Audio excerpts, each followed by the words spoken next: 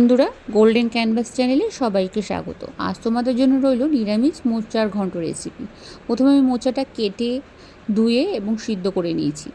এরপর একটা মিক্সিং বোলে টমেটো, আদা, কাঁচা লঙ্কা আমি পেস্ট করে নেব। পেস্টটা আমার হয়ে গেছে। এরপর আমি দুটো আলু ছোট ছোট করে আমি টুকরো করে কেটে নেব। এরপর কড়াইতে আমি তেল দিয়ে দেবো। তেলটা আমার অলরেডি গরম হয়ে গেছে। এরপর দুটো তেজপাতা, গোটা জিরে ফোড়ন দেব। ফোড়নটা থেকে যতক্ষণ না পর্যন্ত একটা সুন্দর গন্ধ আসবে ততক্ষণ ফোড়নটা নাড়াচাড়া করতে হবে।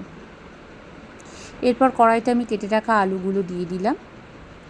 আলুগুলো ততক্ষণ পর্যন্ত নাড়াচাড়া করতে হবে যতক্ষণ না পর্যন্ত এর একটা সুন্দর গায়ে লালচে রং না আসে।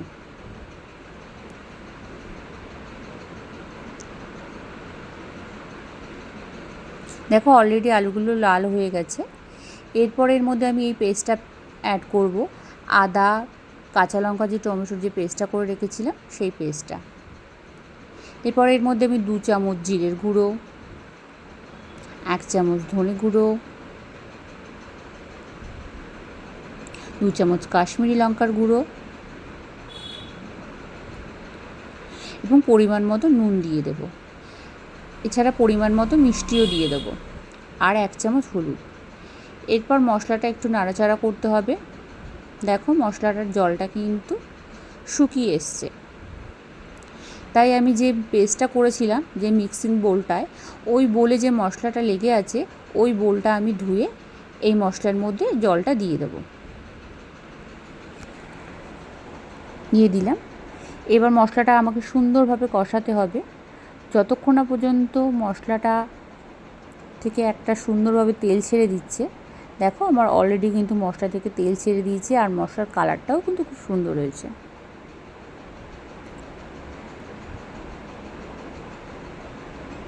আর মশলা যত কষানো হবে তত কিন্তু রান্নার টেস্ট হবে।